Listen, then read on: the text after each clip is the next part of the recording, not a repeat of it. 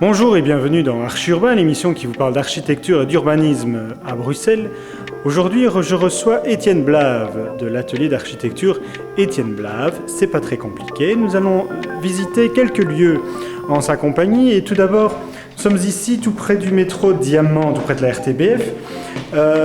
Et c'est un ancien bâtiment de bureau que Étienne est en train de transformer en appartement. Il va nous expliquer ça tout de suite. Étienne. Bonjour. Bonjour, ça va bien? Ça va très bien. Alors, on est ici donc dans un ancien bâtiment de bureau. Et alors c'est incroyable, le propriétaire privé veut en faire des logements. C'est rare à Bruxelles. C'est rare, mais ça devient de moins en moins rare parce que nous avons un stock, je dirais, un parc immobilier de bureaux construit dans les années 70 qui ne correspond plus vraiment à la demande et qui périclite un petit peu. Donc nous sommes dans des zones, de toute façon, des zones de logement. Et je dirais que naturellement, vu la demande et vu l'emplacement, la situation, le fait de se diriger vers une transformation de ces bureaux en logement paraît de plus en plus adéquat. D'accord. Alors ici, on a combien de plateaux au total? 7 plateaux? Ah oui, nous avons un rez plus 6 Oui. étages et un penthouse. Donc le rez-de-chaussée, lui, sera affecté à une surface de bureau parce qu'il donne à la fois sur la rue et sur les parkings à l'arrière, donc c'est pas très intéressant de faire des logements. Mais les autres niveaux seront affectés au logement. Avec un duplex penthouse à l'étage pour voir la belle vue de Bruxelles. C'est ça, donc nous disposons ici évidemment d'une vue à presque, disons, 270 degrés. Oui. Sur la ville, le nord de la ville, nous avons une vue jusqu'à l'Atomium, au-delà, Villevorde, etc. Donc c'est assez agréable. Combien de logements au total? Alors nous aurons 12 logements. Nous aurons des logements de 2 chambres, Oui. 3 chambres, donc 3 logements de 3 chambres, et des flats. Tu as voulu appeler ton bureau d'architecture Métamorphose. Tu ne l'as pas fait et pourtant ton principal travail, c'est la transformation, la métamorphose de bâtiments existants. C'est ça, oui, c'est une constatation qu'on a faite, c'est-à-dire qu'on était souvent amené à nous trouver devant des bâtiments des années 50, 60, 70, qui n'avaient au niveau architectural aucune qualité particulière. Ce sont des bâtiments qui avaient fait leur temps, qui avaient rendu service pendant leur vie, mais qui avaient été acquis par des propriétaires désireux de leur donner une nouvelle jeunesse. Et donc, vu les circonstances, le besoin d'améliorer les qualités thermiques de ces bâtiments, les techniques utilisées nous ont amenés à les transformer de manière impressionnante au niveau esthétique, je dirais, hein, ce qui nous a fait penser à ce terme métamorphose. Alors, il y a deux petites anecdotes, je vais dire, dans ce quartier. Premièrement, on est dans une maison, dans un bâtiment qui est légèrement reculé par rapport à d'autres. Alors moi, je me dis, on rénove le bâtiment, on va les aligner avec ce qu'il y a, mais non, on ne peut pas.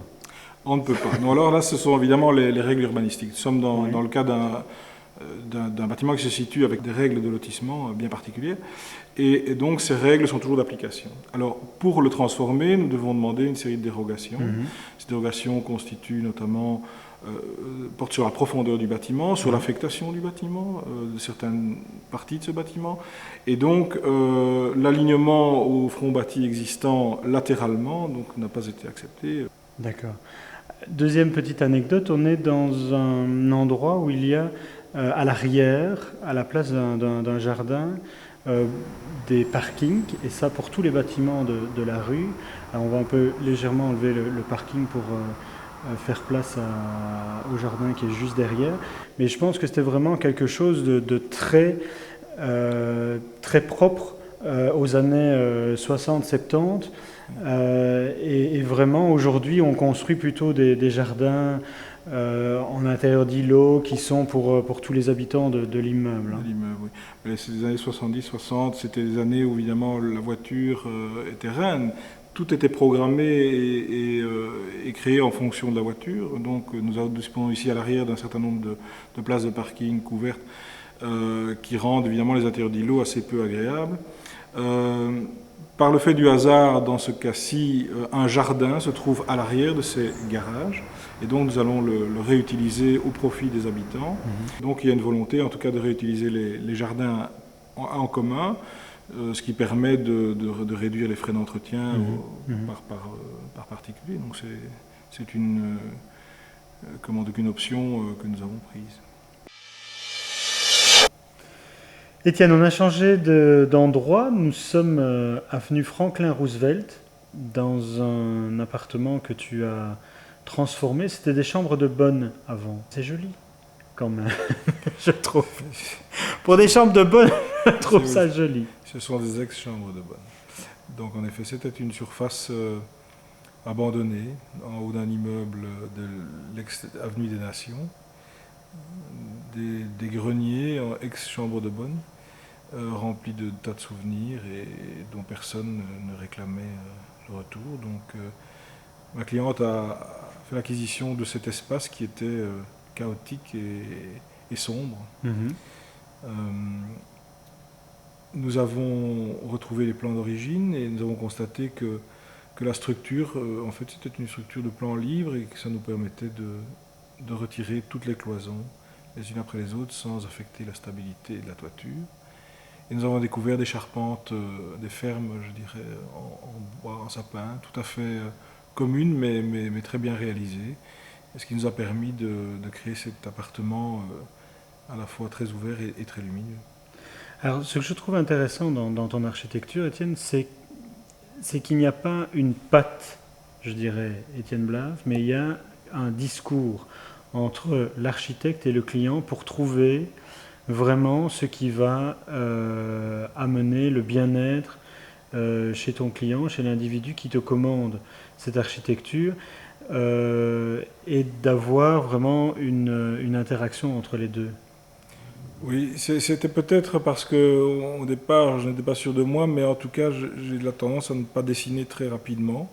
Mais d'abord à travailler sur base d'un dialogue et au départ plutôt d'un monologue de la part de mes clients à qui je demande de s'exprimer de manière manuscrite avec des phrases assez complètes sur plus que des éléments fonctionnels parce que le programme d'un logement n'a pas fondamentalement changé depuis 30 ans à part les familles recomposées, les personnes seules, etc. Mais pour le reste, ce qui m'intéresse, c'est d'aller beaucoup plus loin, de gratter, de soulever les contradictions, et de manière à donc réduire l'impact qu'ont les images actuellement sur les gens. Les gens ne raisonnent pas en termes ou rarement en termes d'espace de vie, de projet de vie, mais en termes d'images de revues. Qu'ils ont vues dans des revues. Voilà, et donc il est intéressant de mettre en parallèle à la fois ces images et le discours que l'on a sur soi-même, sur sa vie, de manière à repérer les contradictions, à les mettre en valeur, à savoir d'où elles viennent, et donc ça nous permet de faire un travail plus précis, je pense, j'espère, mais ça demande beaucoup de patience de la part du demandeur, du maître de l'ouvrage, parce que il ne reçoit pas de dessin très rapidement de ma part.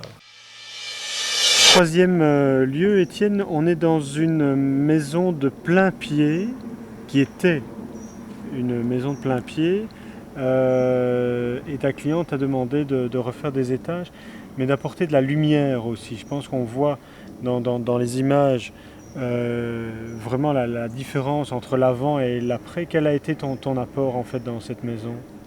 Alors donc il s'agissait d'un bungalow bel étage, dirons-nous, c'est-à-dire qu'au niveau de la rue, nous avons un garage et des caves. Ensuite, à l'étage, c'était un bungalow. Donc c'était une maison qui n'était pas très grande, il y a moins de 100 mètres carrés au sol. Et donc la nouvelle propriétaire désirait ajouter un étage pour y faire les zones de nuit et ainsi agrandir les zones de séjour du rez-de-chaussée. Donc nous avons tout simplement surélevé le bâtiment d'un étage. Nous avons gardé l'option toit plat et nous avons recouvert l'ensemble du bâtiment d'un panneau d'isolation enduit, de manière à améliorer les caractéristiques thermiques du bâtiment qui n'étaient pas très bonnes. C'est un bâtiment des années 60. On peut dire qu'un point important dans la rénovation, et je pense que c'est celle qui pour moi est identique dans les trois exemples qu'on a vus aujourd'hui, c'est l'apport de la lumière et le fait du regard vers l'extérieur. Oui, comme tout à l'heure, c'était une maison assez introvertie. D'ailleurs, la seule grande baie vitrée qui se situait à l'arrière était Caché était cachée par un par arbre. un arbre, un conifère Oui. au diamètre exorbitant et qui avait poussé là pendant toute la durée de vie de cette maison. Le fait d'avoir ouvert, d'avoir agrandi pardon, le bâtiment d'un niveau nous a permis d'intégrer une grande verrière au-dessus de la cage d'escalier et d'ouvrir très largement vers le jardin. Bon, eh bien, Étienne, je te remercie pour toutes ces explications. On se retrouvera peut-être une prochaine fois. D'ici là, je te souhaite une bonne journée. Moi également, de même. Et je te remercie également d'avoir pensé à me téléphoner un jour. Ne t'inquiète pas, Étienne, tout va bien. Merci, à bientôt pour de nouvelles aventures dans Archie Urbain.